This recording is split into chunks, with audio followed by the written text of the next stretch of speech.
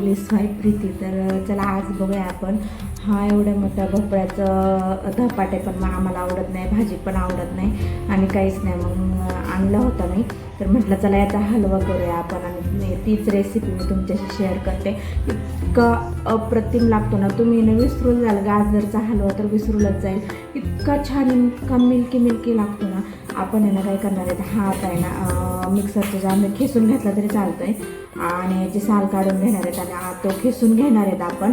आणि तुमच्याकडे milk powder असेल तर मिल्क पावडर पण यूज करू शकता, खूप छान होतं, म्हणजे एकदम खव्यासारखी टेस्ट लागते. तर मी तुमच्याशी शेअर करते रेसिपी. तर चला आपण सुरू करूया. आपण बनवणार आहोत हलवा, भोपळ्याचा हलवा. अशा पद्धतीने भोपळा घ्यायचा आहे. हे बघू शकता मी किती मोठा घेतला, कारण आमच्या घरात खूप सगळे लोक आहेत ना, आवडीने खातात आणि त्यामुळे मग मी खूप मोठा घेतलेला आहे. आणि 2-3 दिवस टिकतो तो फ्रीजमध्ये ठेवून दिल्यानंतर आणि खूप छान हलवा होतो. तर चला आपण सुरुवात करूया रेसिपीला. तू होती इथं. हे बघा आता मी ह्या भोपळ्याची साल काढते. आपण असा सगळा साल काढून घेणार आहेत आणि कट करून घेणार आहेत. खिसायला खूप अवघड जातो, त्यामुळे ना मी डायरेक्ट छोटे छोटे तुकडे करून मिक्सरच्या जारमध्ये घालून त्याला डायरेक्ट त्याची थोडीशी ठोसर त्याला ग्राइंड करून घेणार आहे. तर थोडासा खिसते आणि थोडासा ग्राइंड करून घेते. जो असा थोडासा खिसणार नाही ना, तो त्याला आपण ग्राइंड करून घेऊन बाकीचा जो खिसला जाईल ना, तो खिसून काढू आपण.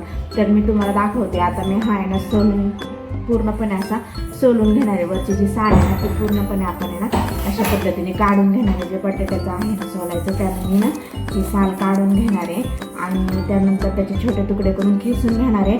आणि जो भोपळा खिसला जाणार नाही ना, तो मी ग्राइंड करून घेणार आहे. तर मी तुम्हाला दाखवते मी कशा पद्धतीने खिसते वगैरे. हे बघू शकता मी भोपळ्याच्या अशा पद्धतीने तुकडे केले. तर आता हा आहे ना, हा आपण असं वरतून असं म्हणजे नाही का मधून एक कट मारून घेऊया. आणि जे आतला जो गर आहे, म्हणजे जे असं बियाचं वगैरे आहे ना, ते थोडंसं नॉर्मली आपण आहे ना काढून घेणार आहेत. कारण आपल्याला हलवा करायचा आहे आणि आतला जो भाग आहे बियाचा वगैरे, तो हलव्यामध्ये एवढं काही छान लागत नाही आणि टेस्ट देत नाही छान.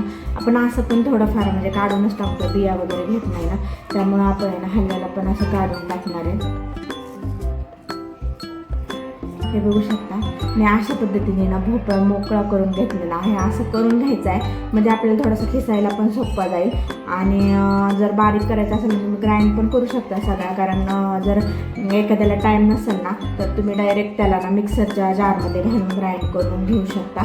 पण थोडंसं खिसलेला कसं थोडंसं छान दिसतो आणि ग्राइंड केलेला लवकर काळा पडतो नाही का, लगेच काळा पडतो तो.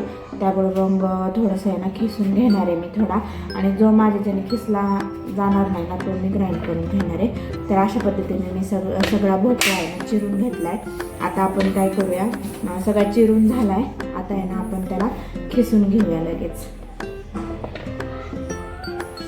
हे बघू शकता, हे तुम्हाला दिसतंय का, हे आता ना ह्या बारीक खिसणीने खिसणार आहे. कारण काय होतं, जर मोठ्या खिसणीने खिसलं ना, मग तसं तो आपल्याला इतका शिजून घ्यायचा आहे की एक जीव झाला पाहिजे. इतका शिजून तर आपण घेणारच आहोत, पण तरी पण आपण काय करूया, ह्या खिसणीने छोट्या खिसणीने जर खिसलं ना तर छान होईल. त्यामुळं आपण आहे ना आधी ह्याने खिसून घेऊया. तर मी तुम्हाला दाखवते खिसल्यानंतर कसा दिसेल.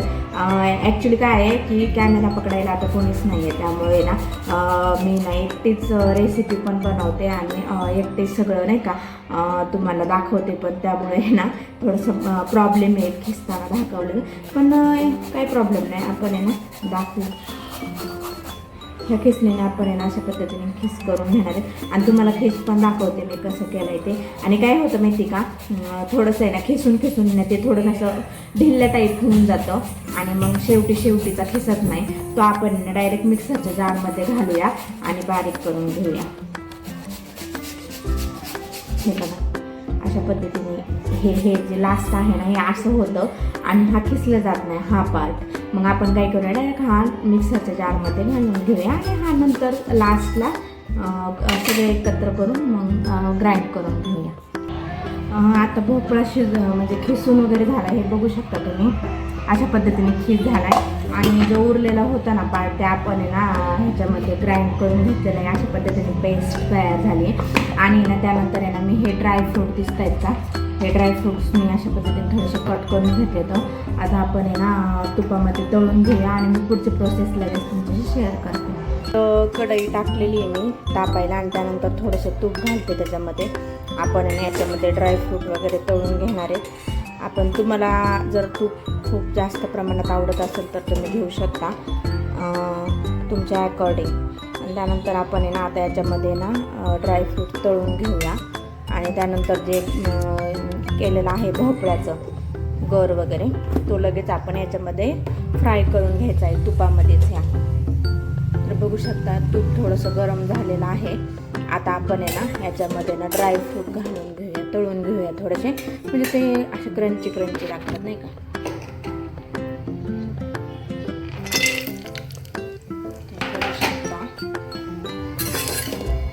थोडंसं कॅमेरा धरायला कोणी नसल्यामुळे एका हातानंच कॅमेरा पण धरते आणि एका हातानंच व्हिडिओ बनवते आणि रेसिपी पण बनवते. त्यामुळं थोडासा प्रॉब्लेम होतो, व्हिडिओ हल्ला जातो.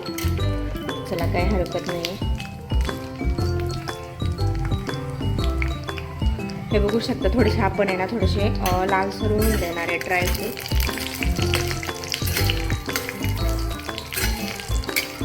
हे बघा आता याला लालसर रंग आलेला आहे. आता आपण काय करूया, जो खिसलेला भोपळा आहे तो आपण याच्यामध्ये घालून घेऊया आणि जी पेस्ट केलेली आहे ना ती पण लगेच आपण घालून घेणार आहेत आणि थोडंसं परतून घेणार आहेत तुपामध्ये. ही आहे पेस्ट. आता आपण हे पण ना याच्यामध्ये वरतून घेऊया. मी घालून घेते, याच्यामध्ये पडत नाही आहे त्यामुळं मी हाताने काढण्याचा प्रयत्न करते. हे बघा मी पेस्ट पण टाकून घेतली आहे. आता आपण आहे ना तुपामध्ये मस्त मिक्स करून घेणार आहोत. आपण 5-10 मिनटं आपण याला चांगलं म्हणजे तुपामध्ये ना मिक्स करून घ्यायचं आहे. आणि त्यानंतर तुमच्याकडे मिल्क पावडर असेल किंवा मिल्क असेल, दूध जर जास्त प्रमाणात असेल ना तर तुम्ही हा पूर्ण हलवा शिजायला जोपर्यंत तो एकदम असा गाळ होत नाही ना तोपर्यंत शिजवून घ्यायचा आहे. तर चला आता ह्याला मी थोडंसं परतून घेते. 5 ते 10 मिनटं परतून घ्यायचं आहे. त्यानंतर याच्यामध्ये तुमच्या अकॉर्डिंग तुम्ही साखर घालायची, तुम्हाला किती गोड लागतं आहे त्यानुसार. आणि मी माझ्याकडे मिल्क पावडर आहे तर मी मिल्क पावडरचं दूध तयार करून याच्यामध्ये टाकणार आहे. तर मी तुम्हाला पुढची प्रोसेस दाखवते.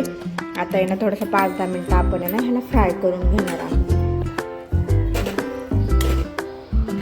तर हे आहेत आपले मिल्क पावडरचे पाऊच. तर मी 3 मिल्क पावडरचे म्हणजे 5 आणलेले आहेत. सगळे घालायचे आपल्याला, खूप छान हलवा होतो. तर मी हे जे 3 आहे ना त्याचं दूध तयार करणार आहे, तर करून घेणार आहे हलव्यामध्ये टाकायला. आणि जे 2 पॅकेट्स आहेत ना ते आपण आहे ना वरून टाकण्यासाठी ठेवून देऊया. आपण ड्राय पावडर टाकणार आहे वरून, त्यासाठी आपण हे 2 पॅकेट बाजूला काढून ठेवूया आणि 3 पॅकेट्स आपण दूध तयार करून घेऊया. तर चला करते तयार मी.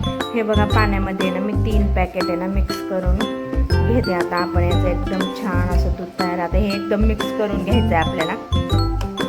मिक्स करून घेऊया आणि त्यानंतर त्या हलव्यामध्ये टाकून देऊया. सगळ्या गाठी वगैरे सगळं काढून टाकायचं त्याच्यातलं, काहीच ठेवायचं नाही. एकदम प्लेन दूध झालं पाहिजे. हे बघा दूध तयार झालेलं आहे आता आपलं.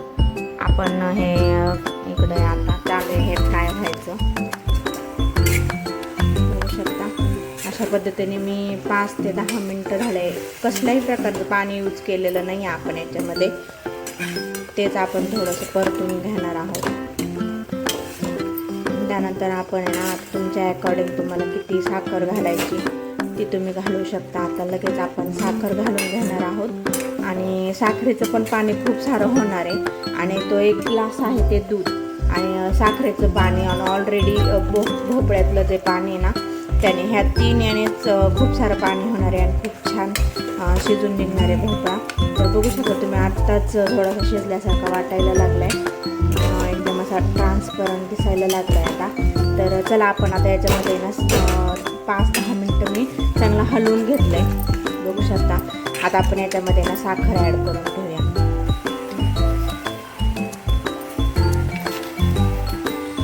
आमच्या घरामध्ये ना थोडंसं जास्त स्वीट आवडतं, त्यामुळे ना मी थोडीशी जास्त साखर घालणार आहे.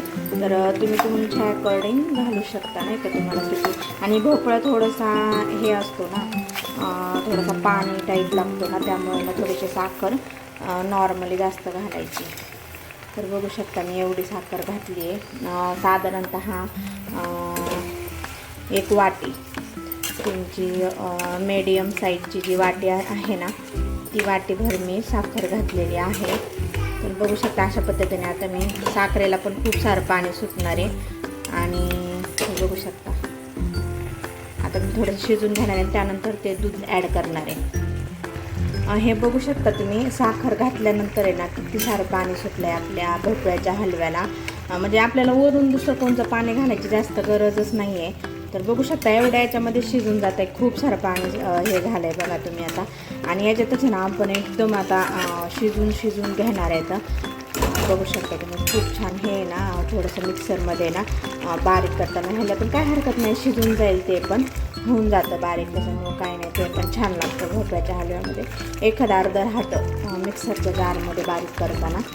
तर हे बघू शकता आता आपण आहे ना थोड्या वेळ 5-10 मिनिटांनी ह्याला शिजून देऊ असं. आणि त्यानंतर आपण जे ग्लासमध्ये दूध तयार केलेलं आहे ना ते आपण याच्यामध्ये ॲड करू. आणि मग पूर्ण सगळं एकदम थोडासा घट्टसर होईपर्यंत आपण ह्याला शिजून घेणार आहोत. आणि विलायची पावडर एक टाकायची आहे आपल्याला. तर मी अगोदर आहे ना विलायची आता पावडर तयार करून घेते, त्यानंतर आपण याच्यामध्ये ॲड करून घेऊ विलायची पावडर. आता इथं बघू शकता मी ना विलायची घेतलेली आहे. साधारणतः 5 ते 6 विलायची घेतलेली आहे. आणि त्याला अशा पद्धतीने थोडंसं ठेचून घेतलेलं आहे. आपण आहे ना याच्यामध्ये घालून घेऊया विलायची. खूप छान म्हणजे खूप छान टेस्ट लागते विलायची पण. ज्याला आवडत नाही ना विलायची त्याने स्किप करू शकता. आमच्या घरामध्ये आवडते आणि खूप छान. आणि याच्यामध्ये तुम्ही ग्रीन कलर जर असेल तुमच्याकडे अवेलेबल तर तुम्ही घालू शकता, नसेल तर असंच ठेवू शकता. पण ग्रीन कलरने जास्त हिरवट दिसतो. तर मी नाही घालत आहे कारण लहान बाळ आहे आणि सियामुळं मी शक्यतो नाही घालत असे कलरिंग एजंट जास्त. केकमध्ये तेवढे घालावंच लागतात फक्त, आणि बाकीच्या अदर गोष्टीमध्ये मी नाही घालत, शक्यतो स्किपच करते. तर चला आता विलायची घालून झाली आहे. आता आपण जे दूध तयार केलेलं आहे ते आपण याच्यामध्ये ओतून देऊया आणि त्यानंतर पूर्ण सगळं पाणी आटेपर्यंत हे करूया, वेट करूया, शिजून घेऊया. छान शिजून घ्यायचं आहे. काय होतं छान शिजून घेतलं ना खूप छान मिल्की हलवा होतो. हे बघू शकता आता हे दूध टाकले मी 1 ग्लास. तर अशा पद्धतीने आता होऊन जाईल. तो आता शिजून घ्यायचा एकदम थोडंसं घट्टसर होत नाही ना तोपर्यंत आपण ह्याला शिजून घेणार आहे. तर हे साधारणतः आता 15 ते 20 मिनटं लागतील ह्याला शिजायला. तर छान गाळ करून घेऊया आपण. आणि हा माझ्याकडनं एक गोष्ट विसरली होती, ते म्हणजे अगदी थोडंसं मीठ. मिठानं काय होतं जे गोड पदार्थ आहे ना तो म्हणजे अजून खूप छान लागायला टेस्ट आहे ना एनहान्स होते, त्याची टेस्ट अजून वाढते. त्यामुळे ना थोडंसं चिमूटभरच मीठ टाकायचं आहे आपल्याला. आणि हे बघू शकता आता हा शिजतो आहे. आता आपल्याला एकदम थोडं घट्टसर होईपर्यंत शिजवून घ्यायचं आहे. आता इकडं बघू शकता तुम्ही 15 ते 20 मिनटं झालेले आहेत. तर अशा पद्धतीने आपला हलवा आहे ना शिजलेला आहे बघा. आता किती असा घट्टसर हलवा झाला आहे. तर बघू शकता अशा पद्धतीने एकदम असं शिजून एकदम हे झालं आहे. आपण अजून पण त्याला घट्ट करून घेणार आहे. आणि तुम्हाला सांगितलं होतं मी की 2 पुड्या आहेत ना मिल्क पावडरच्या, ते मी बाजूला ठेवते. तर आता आपण आहे ना ते ह्याच्यामध्ये घालून घेऊया. हे बघा आता हे मिल्क पावडरचे ड्राय आहे ना मी आता याच्यामध्ये घालून घेते. खूप छान टेस्ट लागते याची. वरून पण असं नाही का थोडंसं मिल्की टेस्ट लागते खवा खाल्ल्यासारखा. त्यामुळे आपण वरून असं थोडंसं ड्राय पावडर पण टाकणार आहोत. तर बघू शकता मी 2 पॅकेट टाकून घेतले. तर आता त्याला याला आहे ना मिक्स करून घेऊया थोडंसं. आणि आपला हलवा ऑलमोस्ट तयार झालेला आहे. तर तुम्ही ज्याला गरम आवडेल त्याने गरम पण खाऊ शकता. आणि आता मी ह्याला झाकून ठेवणार आहे. बघू शकता थोडी कन्सिस्टन्सी अशीच राहणार आहे हलव्याची. जास्त म्हणजे ड्राय करायला गेलं ना तर तो खाली चिकटतो आणि खाली लागतो त्याला. आणि ना मी जो शिजून घेतला आहे ना तर एकदम मध्यम आचेवरती शिजून घेतलेला आहे हलवा. आणि त्यामुळे इतका म्हणजे असं छान झालं आहे. तुम्ही बघू शकता खिसल्याला पण याच्यात काही दिसत नाही आहे. तर एकदम असं छान शिजलेला आहे.